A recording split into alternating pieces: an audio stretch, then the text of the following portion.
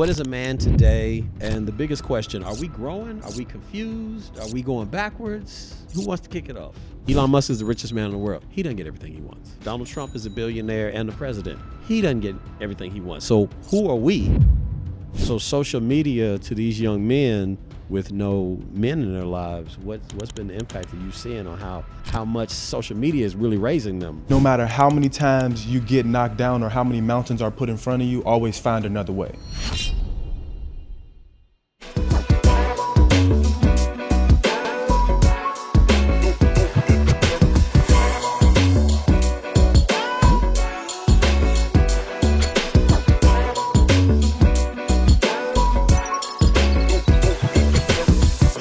Welcome to FAXX, where experience is truth, truths are personal. We honor how you feel, but here at FAXX, we live by what is real, no opinions, just real men exchanging experiences. Every episode, we bring together a diverse panel of multiple generations. Today, we have a millennial, we have a Gen Z, and we have a Gen X. So I'll start with the youngest member, our Gen Z. What's your name and your age? Neanco Collins, and I'm 26. Neanco. Yep. Okay. Moving up. Andre Palmer, and I'm 43. Man, your voice got deeper. Sorry. And I've seen your stage person today. Maalik, Moore. I'm 56. 56. All right. There's our panel for today. Our topic for today will be what is a man today? You know, in the historical context, you know, what manhood used to mean between a provider, a protector, a disciplinarian. 2025, we got stay-at-home dads, therapy bros, soft life influencers. You know, I want to cover through your experiences. What is a man today? And the biggest question, are we growing? Are we confused? Are we going backwards? Who wants to kick it off? And again, this is all personal experiences, no opinions, no feelings, based on what you've been through and how you see the world. Who wants to kick it off? Yeah, I'll start. All right, so I think what a man is today is hard to identify. I don't think it's necessarily a firm definition of what that is. I think it's an individualized meaning. Like each person has a different perception of what a man could be. For me personally, I think that you know, from my experience, when I grew up in an environment where I didn't have a male role model to actually look up to or whatever, to see what a man would necessarily look like. But I think that it's important when growing up that you have the correlation of the mother and the father in the home to be able to pour into the proper vein and values of a child, especially as young black males. I think that that's the first visual that we see of what a man is. It's typically our father, our grandfather, or uncle, or cousin, any male figure that's in our lives, right? And then when we don't have that first look of what a male could be from those people, essentially the father figure that's in the house, right? You tend to, I would say, grow up with female emotional coping mechanisms, right? Like we end up being indecisive, we're moody, we don't know what we want or how to we're disrespectful, how to talk to women or authority figures in general. And not knowing how to talk to men. Yeah, and exactly. And not even knowing how to open up and talk to men because you never had that experience in your life to be able to have that safety where, you know, you go to your father when you're having troubles, or, you know, the birds and the bees talks and things of that nature. So I think it's very important that, you know, you have that foundation when growing up in a parental household. And also for me personally, I think what a man is something that I had to define along the way, right? So I ended up I pictured what I wanted myself to look like in the male, and then I set that as the standard, you know? But where'd you get that image from? So just multiple. Were you raised with a father in the house? No. Okay. Right. So you had to piece it together. Yeah, I had to piece it together along the way. That's why I say, like, I think that it's a never ending experience of learning what a man is. Even as an adult, you continually grow and you try and figure out what type of man you want to be and what's the foundation of, or the definition of what society thinks a man is. Obviously, you have the two main things, right? Protector, provider, but I don't think that that's all how society, especially in this generation, how society look at men is, it's just like, oh, financial stability and what we can provide for them financially. But men are way more than, especially black men. We have more qualities to ourselves, like guidance, discipline with the children, structure. We provide a lot of different attributes and characteristics to society and our in home where our families are, than just being able to provide for them financially or sexual gratification, right? Okay. So I think that it's something that to define that would be obscene, because I don't think that it's necessarily a concrete foundation to say, okay, this is a man, especially being that if all men are created in God's image, then, and he gives us the desire of our heart, then who to say what my desire to be the type of man that I want to be is wrong from what your desire is or what your desire is, especially being that if you grew up in a household with like a father and a mother, then your father could be totally different than what my father was like, right?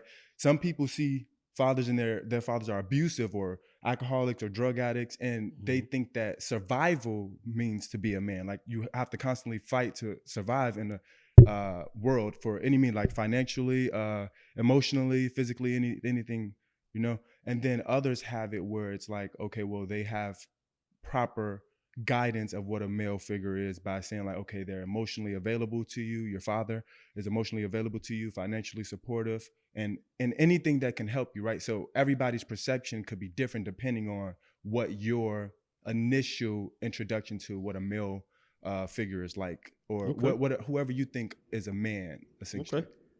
You right? Oh, yeah. My definition of a man would be almost similar to his, but I would say also the leader, and the one who able to figure it out, the source, the one who makes the plan, follow through with the plan, just the the one who's taking care of everything, figures it all comes out. on his shoulders. Yeah, eventually. Pretty much, it all falls on his shoulders, the direction everything is going in, it falls on the man to lead that way. Okay. And sometimes, growing up in the household without no man, you got to figure that out. The woman, plays that role a lot, but, I think it still has to be that balance, and that man still, holds that chair of being the one to dominate, where everything's going. Okay. Lee?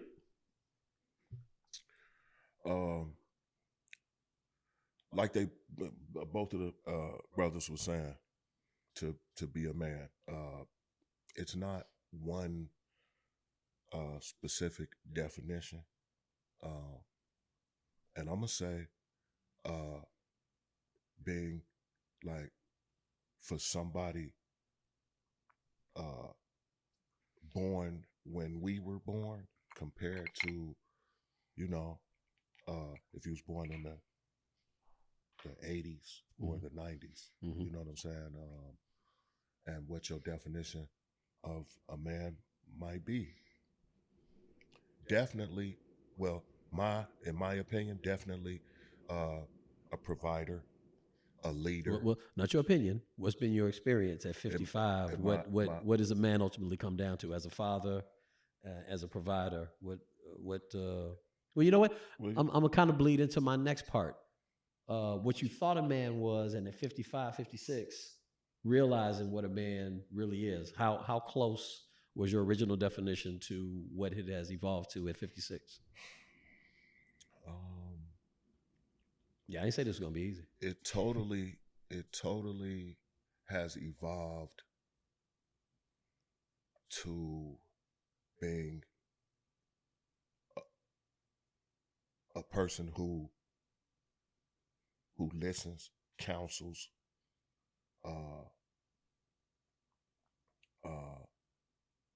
takes accountability, and in my opinion, like listening, taking accountability, and giving good counsel. Okay. Okay. From my own experiences. Okay.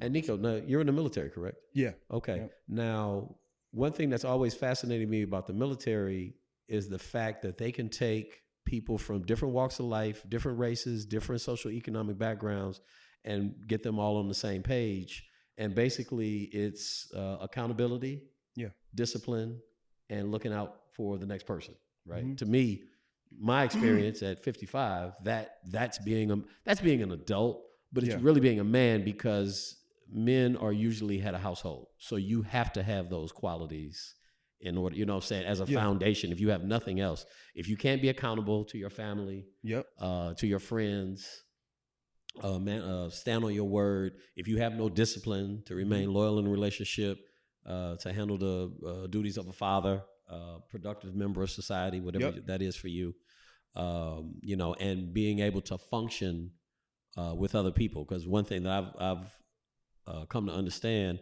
I've been in the trades my whole life, so working together is crucial. You know, and the men that can't work together, you know, too much. I'm not gonna call it feminine energy, but just I got to do it by myself, and I don't know anything, and I'm not humble enough to just be cool and say, you know what, I don't know this, and lean on somebody else. To me, I think there are some core principles to what being a man is, and I think it differs because, like all of you have said, especially you, Dre, ultimately, society and the family is going to look to you to fix it, solve it, and keep it running. Mm-hmm. I asked you, Maalik, but Dre, when you were younger, what were you taught, either directly or indirectly through society, of what a man was? Television kind of led that way. You know, watching episodes of Cosby Show, or, you know, even Growing Pains, you know, just seeing them and their family structure, and seeing how their fathers acted towards the kids when they probably did something wrong. And, you know, he taught them that lesson, you know, things like that. You know, the father was always the one who got them out that jam, you know. Did you feel it was something that you kind of idolized? Like, man, if I had a dad, it would look like that. Most definitely. It was something that I looked up to being, you know, like I seen that at some point, you know, that was the way to be, you know. That fun dad, but also brought discipline. That fun dad could be serious sometimes, you know, but there, you know, like, you can come talk to me. I'm here. We go figure it out together. Neanco, let me ask you. You didn't grow up with a father, but what was your early image of what you thought a father would be, like let's say in your teenage years? I would say it varies. My early image would probably be the basic things, right? Like a protector, a provider, a person who you can lean on in the times of need, the head of the household of a family. I would say my earliest depictions would probably been like obviously television and what shows did you just any movie that had a family in it, you know, that had a father. For people that look like you, it was kind of rare. That's why I'm asking. What show? Exactly. What TV or movie father did you kind of look at it and say, you know what, I think that's cool? Let's see. Everybody Hates Chris. Okay. Okay. Yeah. That father. He was cheap, but I mean, it makes sense now. Right. Now it makes sense. Right. At least. Yeah. When you start paying bills, it all makes sense. Right. Yeah. And outside of just like, you know, television, stuff like that, I would look at, you know, my pastor when I went to church, uncles, and any male figure who I thought was substantial and who had qualities, and even the wrong qualities too. Like, I mean, that if that was all that was presented to me, then it's like in the environment you grow up in, like, obviously it doesn't matter if it's good or bad, they pour into you regardless if they have good habits or bad habits. Right, you're absorbing it one way or the other. You absorb it, and it's up to you to decide, like, hey, which route I want to go, what qualities I want to keep, and what qualities I want to discard. Okay. So yeah, for me, I would say that it varies. It was a lot of different images of what a male would be like. Like he was saying, everybody pours into you. Even a negative influence can pour into you. Like you said, I know I don't want to be like that. Right. You know what I'm saying? So who were your for me, some of your early influence?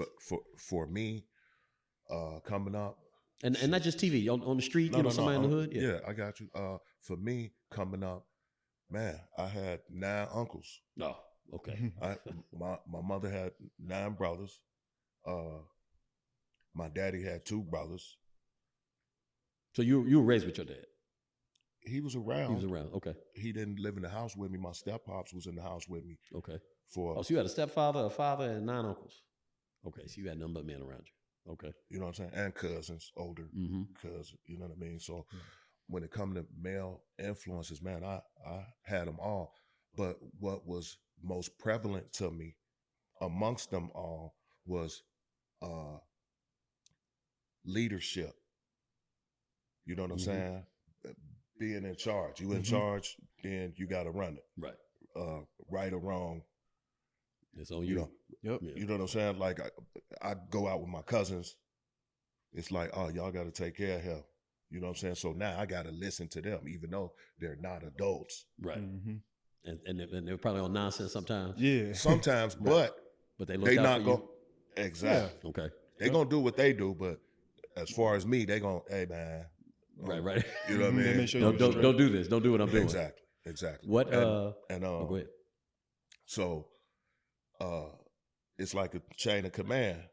At least for me coming up, it was like a chain of command. You know, I have my older cousins, then I got my young uncles, and then I got my older uncles, and then I got my grandfather, you know, my father, my grandfather. So you were getting different generations of the game all at the same time. You came up with it. What's the best piece that you didn't understand then, but when you grew up, you're like, oof, I thoroughly understand it now. The best piece, oh man, the best piece. Yeah, I told you it wasn't gonna be easy, man. No, it's totally easy enough. Okay. The best piece is mind your own business. Yeah. Handle your own business. Mind your own business. You don't mind that. You know what I'm saying? What they doing. You know what I'm saying? Even though them my people. Right. They got their own ship to sail. Right. You know what I'm saying? Right. They got they the captains. Every man is the captain of their own ship. So, you know, you're not looking at trying to do what they doing. You're looking at what worked for you in your household, in your situation. What's the best thing for you? Yeah. Okay.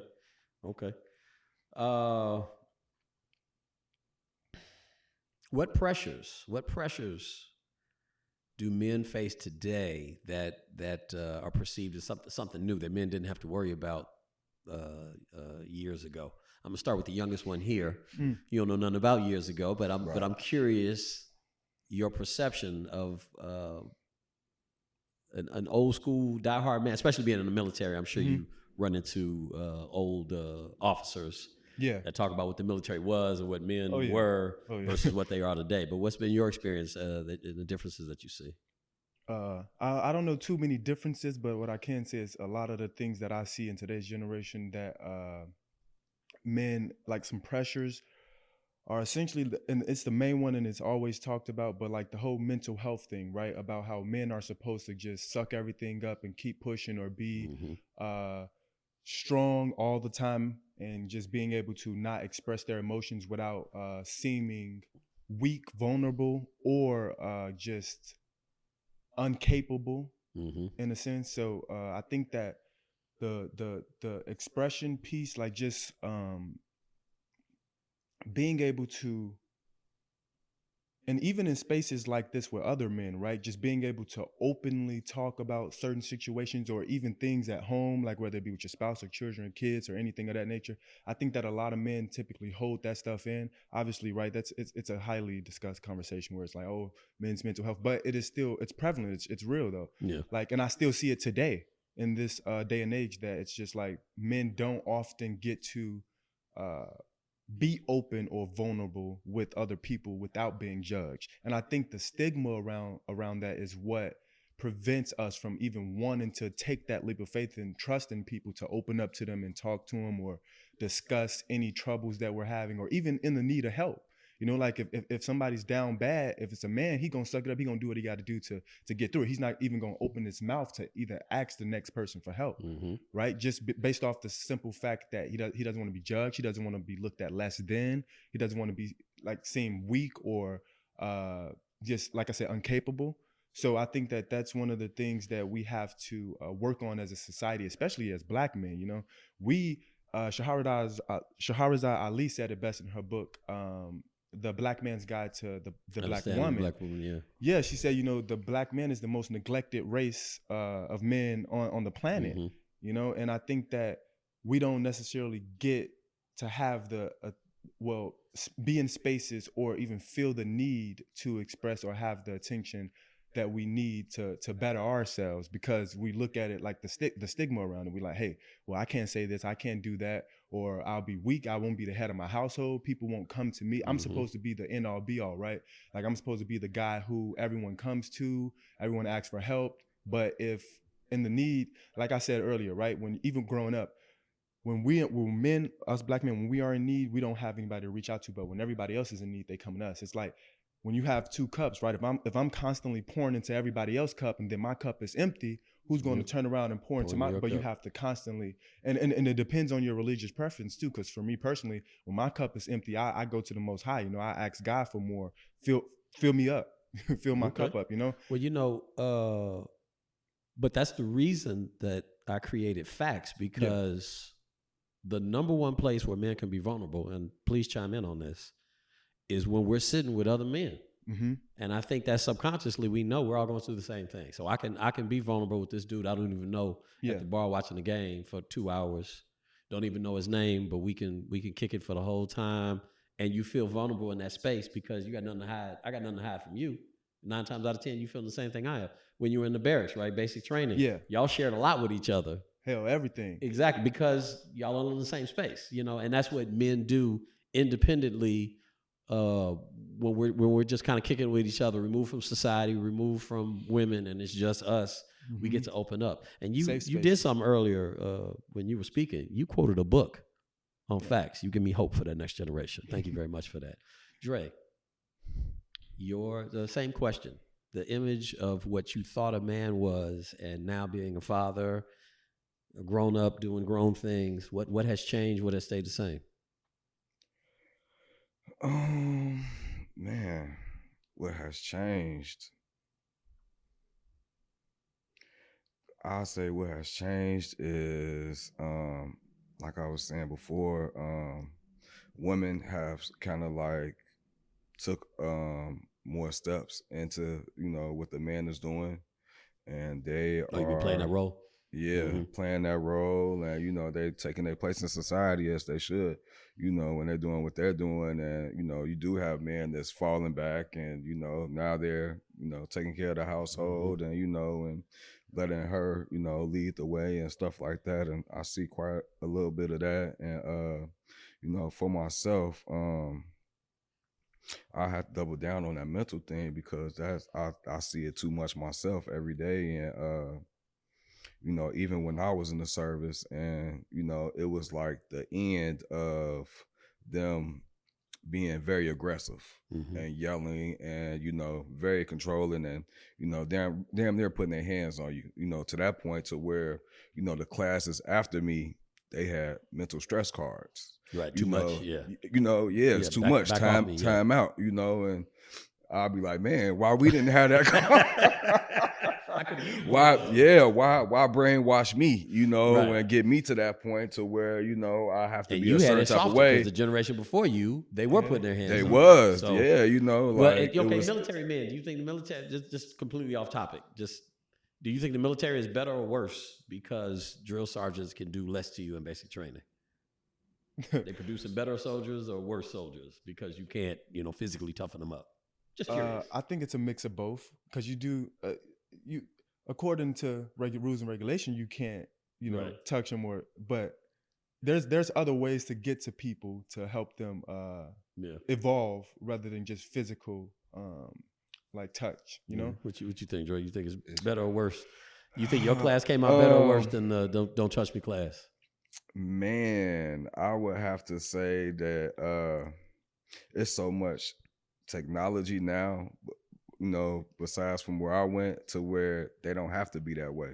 Yeah. Right. They don't have to be the ones The next that's war is out there the next war doing gonna be it above the because shoulders. we got drones that's gonna do it. Right. Like it's other means besides, you know, us being on the battlefield first Right. and having that mentality of having to do it because it's more support now. It's the gung ho. Yeah. I mean, you were in the military too, weren't you? I was. Okay. So like, same question. Do you Well, think it's better or worse? I don't think it's better. You know, No, He I was think it's a mix. I don't think it's better. And I don't think it's better. And he was saying about the technology. Yeah, they got more technology, better technology.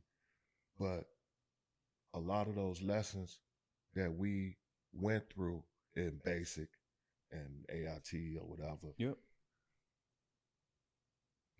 they're for your character. Mm-hmm. Exactly. Mhm. You know what I'm saying? Regardless that we got this technology, when you in a combat environment, High pressure situation. Especially close you know hand-to-hand what I'm saying? Mm-hmm. And God forbid if you get captured, Right. you know what I'm saying? Mhm. Like I just think the young cats is gonna be they telling They giving everything. it up quickly. They telling everything.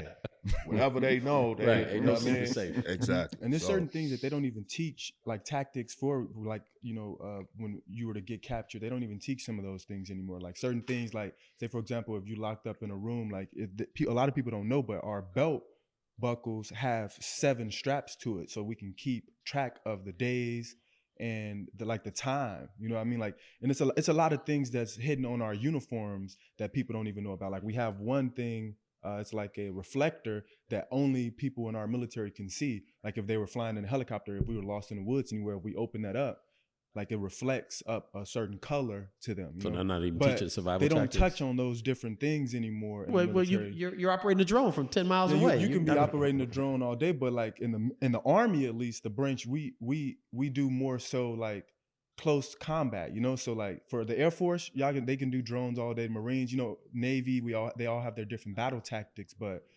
certain branches within the military, it requires, like you said, it builds character. You have to have those type of characteristics, that discipline. You have to have that. Otherwise, you're gonna be dead first, and you're gonna get somebody else killed. But that's never good. All right. What? What? Go ahead. I got one. Go ahead. You were saying before we got on the military, because that's a whole nother, Yeah. Right. you know what I mean? But the pressures that a parent, a man, a male, a parent Mm-hmm. would have nowadays Mm-hmm. compared to, you know, the past, Yeah. I would say smartphones, social media, you talk about the pressures and, you know, All the perceptions.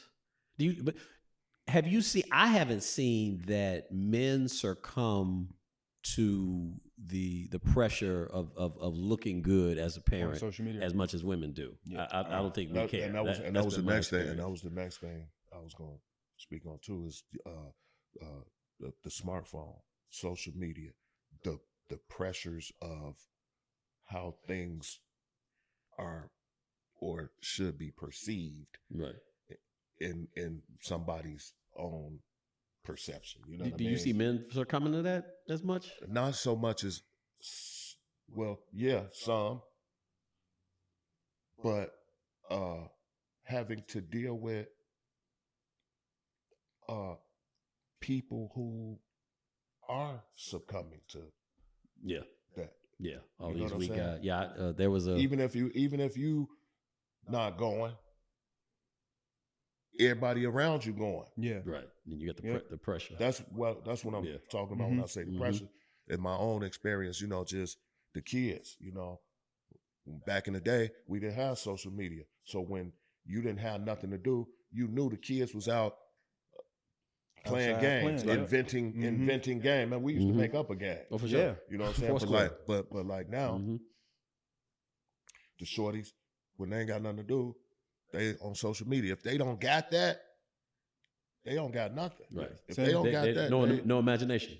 None. Yeah, no Or imagination. no tolerance for anything. Yeah. Right. And Dre, I know when we talked before, you talked about in the barbershop how a lot of these kids, they're so worried about being embarrassed, they would rather catch a case Yeah. than be Right. embarrassed because they're so worried about social media. So social media to these young men with no men in their lives, what's been the impact that you seeing on how much social media is really raising them? Their mother's influence plus social media pressure to always look a certain way. What's that looking like? Man, I don't think it's just the kids. It's my generation too. You know, I'm seeing it with you know, the guys that, you know, they put out that image they want people to see that's not even real, you know, like they stand strong on that, you know, and they willing to go all the way for that. Most definitely. You know, they episode just happened. Guy just died over it. So in Vegas. So I mean, it's social media most definitely you know, plays its part, you know, in what's going on with, you know, a lot of generations. Yeah, I know a guy who got into a minor verbal altercation and he turned to walk away and got shot 5 times in the back and killed him because the guy thought that he embarrassed him. Just a bit. So what is contributing from what you guys see? What do you think is contributing to these men being so, what Dave Chappelle, just a brittle spirit? I think it's the current culture that we have. Of what? You know, of music, drill, and the perception of social media. Like, people will do so much just to prove themselves. And mind you, like, you're not walking outside or going to an event or in school or in a classroom and you seeing hundreds and 300, 450,000 people in front of you giving you a like or a comment. You only get that on social media. So people crave that attention. They crave it because you don't get that in real life. And I think that a lot of people are misguided by it because they look at these people, influencers and celebrities on social media, as you said, and they're seeing these fake lifestyles and they think that they're supposed to live like that. Especially imagine a young male who, like today, currently, right, around a 14 or 15-year-old who doesn't have a male figure to look up to or doesn't have a father at home or an uncle or grandpa or mentor or anything. And all he sees is a rapper, a Lil Durk or Moneybagg Yo or FAXX on Instagram rapping about drug dealer, killer, stealing and raping. That's going to be his initial introduction to what a male or a man is. Just how I stated earlier, like when sometimes I may have taken, you know, bad qualities from people, but that was because that's all I had. If you didn't grow up in a household with a male to like keep reinforcing something to you, then you're not going to grasp that. But what social media does is it provides that instant gratification for people. Right. And that's why we as a society and a culture, we don't have, the younger generation does not have a tolerance for anything. Like I was telling you earlier, you know, like when they're constantly watching YouTube so much, and especially at the age, anything before 5 years old, you don't have your mind, you don't have memory, you don't have cognition or anything of the nature to build characteristics, right? So when you're constantly just swiping, getting that instant gratification, if you don't see something as a child, 5-year-old kid, you cry and you throw the tablet. And now you don't have a tolerance of building, or of patience. And now when you're in the grocery store, now you see the kid behind you in line screaming and hollering because you took the phone or the tablet away and they can't watch YouTube or TikTok. So they're not getting that instant gratification. And the mind is constantly developing at that age before 5 years old. Or they're mad because they want what they want when they want it, and they want it right away. Yeah. They want it right away. And that's what social media provides to you. You post a picture. If I go post a picture right now, I'm gonna get likes. And if I was a grandiose or communal narcissist where I needed that, then I would be upset if people not liking my picture. Yeah. Or sharing my photos or my videos, you know? And I think that that's what social media does. And I think that that's probably going to be, if it hadn't already been, a big downfall for our culture, especially the next generation coming up, because that's all they have. The people don't even read books anymore. Yeah. They don't go to libraries no more. And that documentary, oh God, I forgot the name of it. Oh, I hate getting old. The Social Network, where it talks about how the algorithm is programmed to feed you once it learns what you like, it's just going to feed you what you like. And then when you get out into the real world and don't get what you like or what you want the way you want it. Serial killer. And it was interesting to me, modern society, you know, Elon Musk, Donald Trump. Elon Musk is the richest man in the world. He doesn't get everything he wants. Donald Trump is a billionaire and the president. He doesn't get everything he wants. Yeah. So who are we as regular folk to think that we're gonna, you know what I'm saying? Everything But social media has us so twisted to think that you can have everything. One of the most interesting things I think about, the best-selling album of all time is Thriller, right? 70 million copies. Mm-hmm. At the time, there were 7 billion people on the planet, right? So that's only 1% of the planet, but that's number one, right? And you got to think about it. Back then, you had to go in the store to buy copies. You couldn't but, download. But that said, he only reached 1% of the planet. And today, I think the most popular social media person has like 400 million followers, but that's 10% because there's 4 billion people with internet access. So the most popular social media figure only has 10%. So when you put it in perspective, if the most popular person only gets 10%, what are you going to get? Right. You know, and I think that, I don't know if it's a mentor or society or what we need to do just to let this next generation know that everybody ain't going to like you.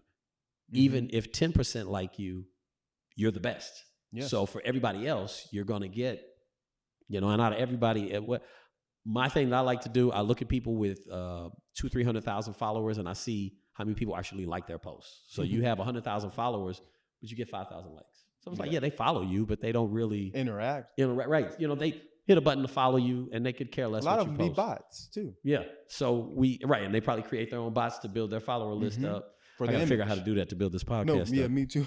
But yeah, I mean, you really have to understand that if you get 2 or 3 people who genuinely care about you, you're winning in life. You know, if you can go home to a happy house and you got 1 or 2 of your friends that check on you, that actually care and will show up and pick up the phone, will show up to a podcast when you say, hey, fellas, come through and help me out. You're winning at life. And that's what it's really all about. Yep. On that note, where can young people turn to for role models today? What's a trusted source? 'Cause TV is full of stereotypes. Movies are full of stereotypes. All these people out here performing for the gram, and that's what everybody, you know, every kid is trying to get to that.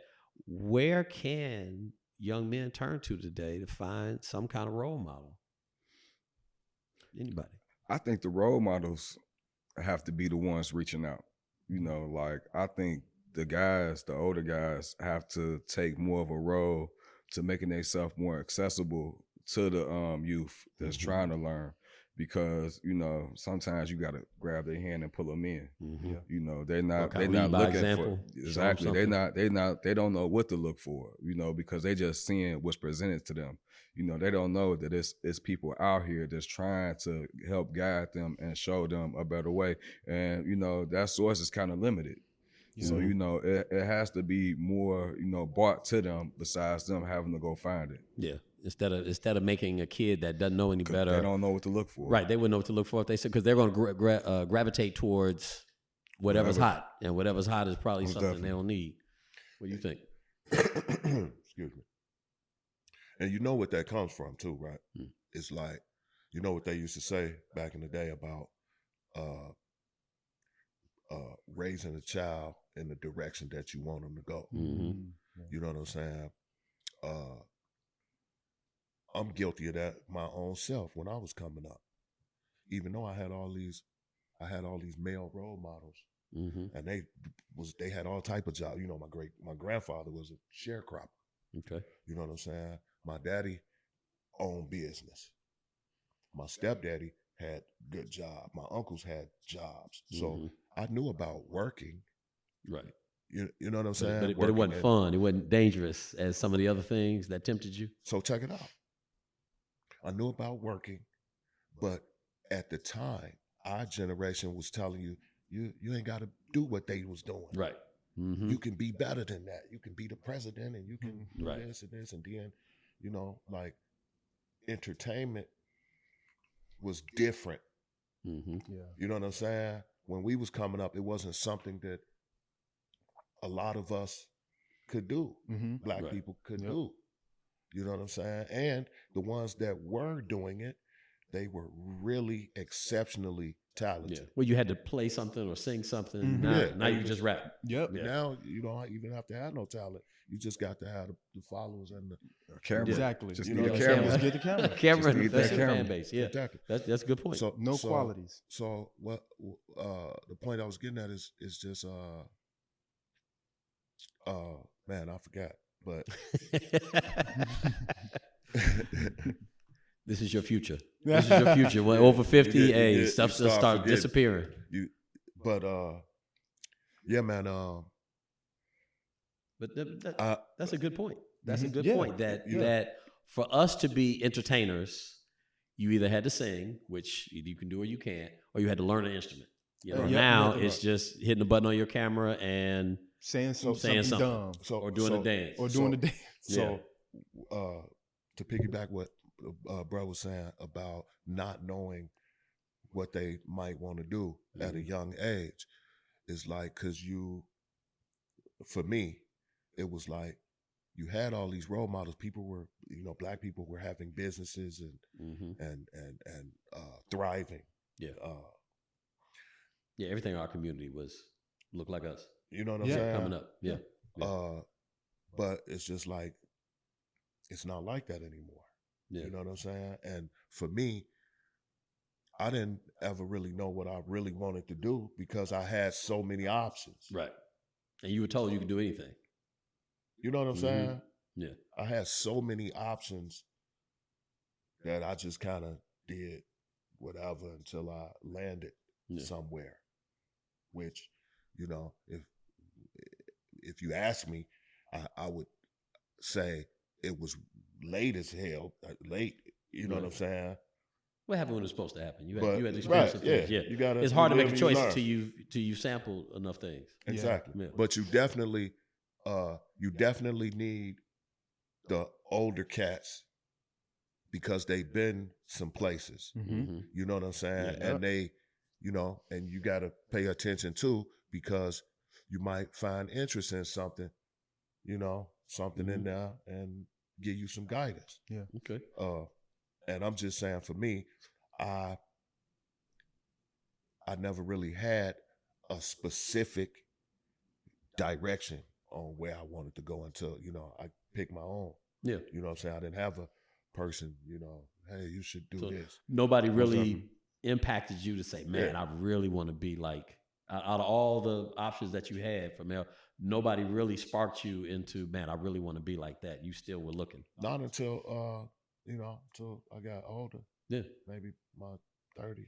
Okay. Well, that's normal. You know what I mean? Let me ask you guys, something just popped in my is head. Is that normal? Because I went about through the same thing, trying my hands in different fields and stuff like that. And so I just found something. I don't even know if this is really where it's going to stop at, because I'm still searching for something that actually fulfills me as a whole, not just something that I'm just doing for the moment, even though it's probably, helping me do what I need to do, but it's not, it's just paying the it's bills. not satisfying to me, as a fulfilling. person. Exactly. Yeah, it's normal. It's definitely normal. I think that, like I said, it's a never ending journey for us. Like, it doesn't end. There's no standard, or nobody who even died can say, oh, well, at the age of 26, I had it all figured out. And then I died. My life was all figured out. Well, I agree with you. When I said, is it normal? I was speaking in terms of, is it normal to not have any idea? Like, I believe that when you leave home, 18, 19, 20, 21 years old, you should have some kind of direction on, you know what I'm saying? Well, you know what? The brain doesn't develop until you're 25. You have a thought. 25. You're not- After let me 25 say, for the male. you're not- after 25.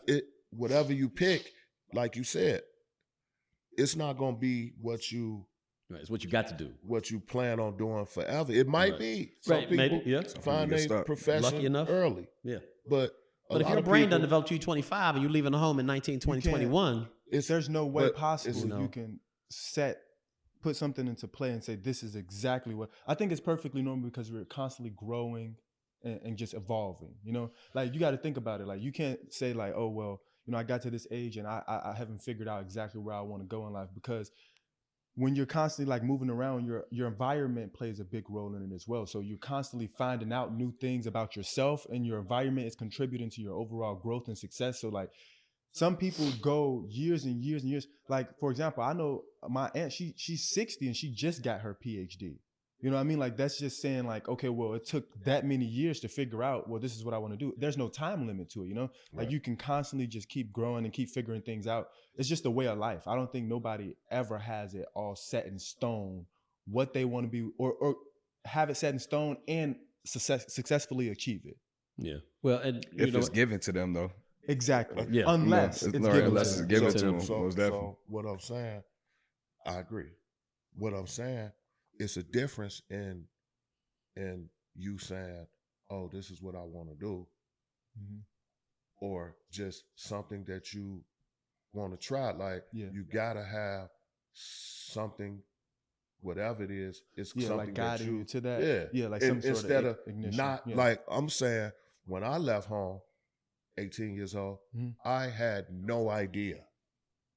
And you left 18 to go to I joined the military. military. Yeah. Okay. 18 years Okay. old. But before that, and even when I joined the military, it wasn't because I wanted to do it. It Mhm. was I needed some change, and I Yep. knew I could get some change that way. So despite all the male role models in your life, you still felt that you needed I didn't discipline, or just wanted to see the world, Uh, or another option. Don't let me put words in your mouth.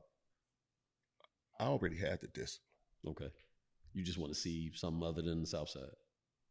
Yeah, and Okay. and some other people.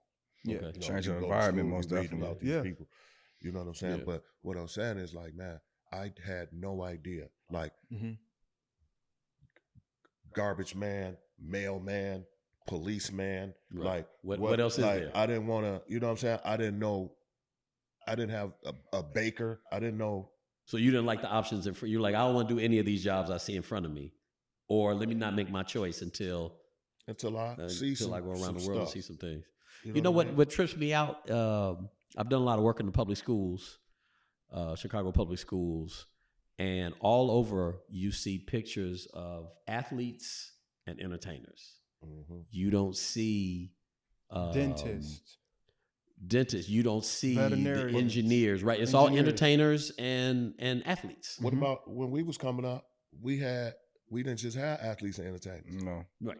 Right. We had Mm. engineers. We had We had 'Cause, inventors and the inventor- educators. Yeah, but and now it's scientists. shifted. So Mhm. you figure, okay, the father isn't in the households as much as they used to be, but the images, not only on social media but also at school, all these kids are being presented with is something where people are looking at you, where you can be popular, not actually building something of substance. And to the point you guys were making earlier, at 55, I'll be 56 this summer. When I came up with the idea for this podcast last year, I had no idea I was on this track, but I see the impact that this is having and helping people out and giving, men a space to understand that, coming to get some information and some gems about life. So am I finding my purpose at 55? Yeah. Maybe. Mhm. But it took my entire life to get here. All those other experiences, all those failures, successes, being a father, so I agree with what you initially said, that there is no blueprint on it has to go this way.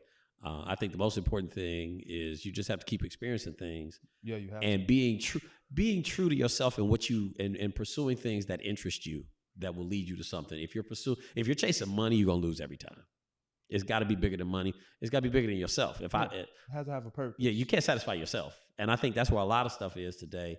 Everybody's trying to satisfy themselves. And then when they get money, it's just hollow. Because it's like money. If money was it, celebrities wouldn't be so depressed. And wealthy people wouldn't be so depressed. But, you don't see homeless people offering themselves. You see more wealthy people than you see homeless people offering committing themselves. suicide, So, clearly there's something to it. Mhm. All right, let's get some closing thoughts. Dre, manhood, modern manhood, where kids should look. Young man listening to this right now, and he's listening to Dre. He's looking at you. He sees the leather shorts. He's like, yeah, okay, I like what Dre. I like the swag. Dre, what's the gem you can lay on with your experience? Man, I would say that it's more out there than what's being shown to you, and if the internet is gonna be your source, use it to explore more and, you know, seeing what else is out there besides the ones that's getting 1 million likes. Man, check out the ones that's getting 50 or 100 likes, Right. you know, because it's other things that can show you something that you may need to that you could probably learn from, you know. Yeah, find some substance. Exactly. Yeah. Something that you can pour source. into. Yeah. And if you're getting something out of this, make sure you pour into somebody else. Nico? Yeah, I would say never limit yourself. You know, like the world is so much more bigger than what we see. And I had to learn that the hard way as well. You know, initially I just thought that all that I was introduced to or everything that was around me or in my neighborhood or my city, that's what the world was. It wasn't until I reached out and like took different avenues to be able to experience different things and meet new people and understand that the world is literally your oyster, you know, and you can be whatever it is that you want to be within the world, no matter how long it takes, no matter how hard it is. As long as you have that drive and that passion and that purpose, then you'll be able to achieve anything. You know, like, for example, if whenever you get to a situation where you feel like giving up, just remember why you started. And it doesn't really matter. There's no time frame. I don't know how many times I can say this, but there's literally no time frame on anything in the world. You know, not even your death day. Like, there's no time frame to it. So it's just like, if you have a goal, pursue it by any means necessary. And just, if it's something that you really, really want to do, no matter how many times you get knocked down or how many mountains are put in front of you, always find another way. Yeah.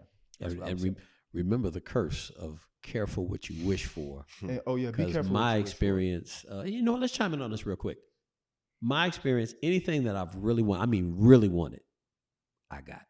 To the good or to the bad. Yeah. And it made me truly understand that curse that, I need to be a little bit more careful where I deposit my energy, because I'm going to get what I want. So you're going to get whatever you want.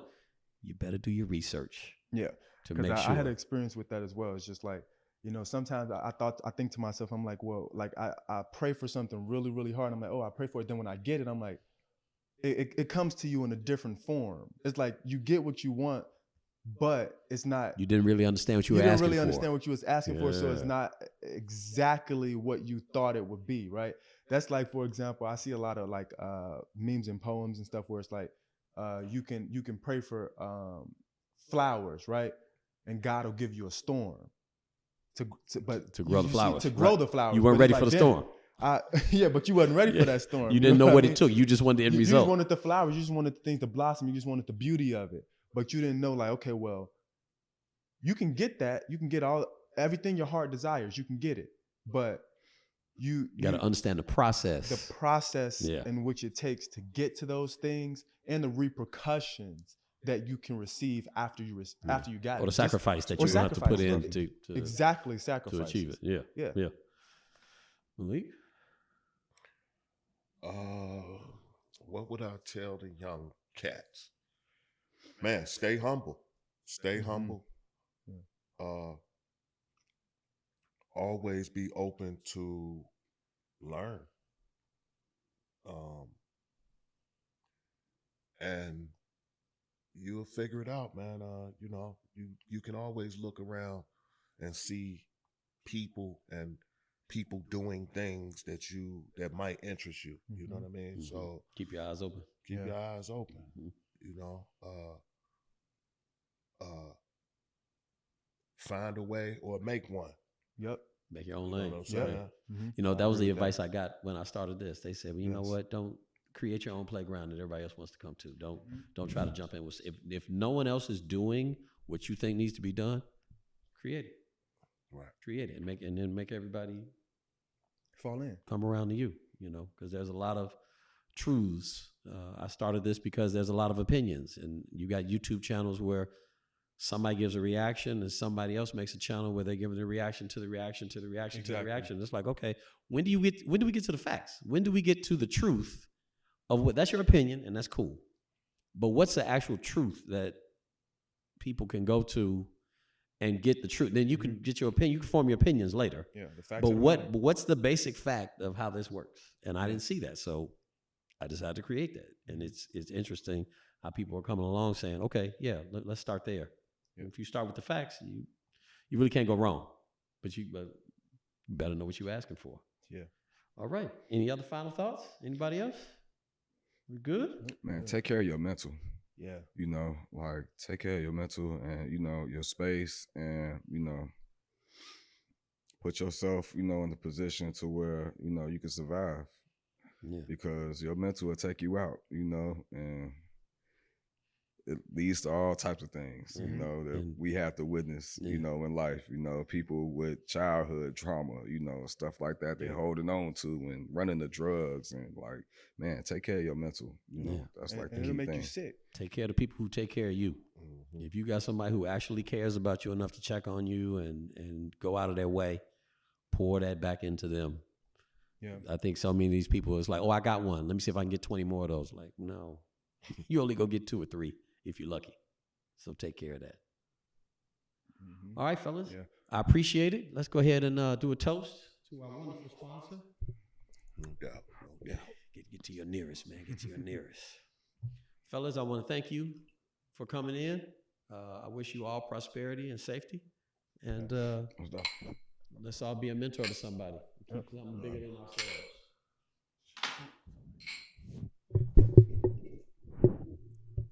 All right, that does it for this edition of FAXX. Please like, share, and subscribe, and we'll see you on the next one. Peace. Peace.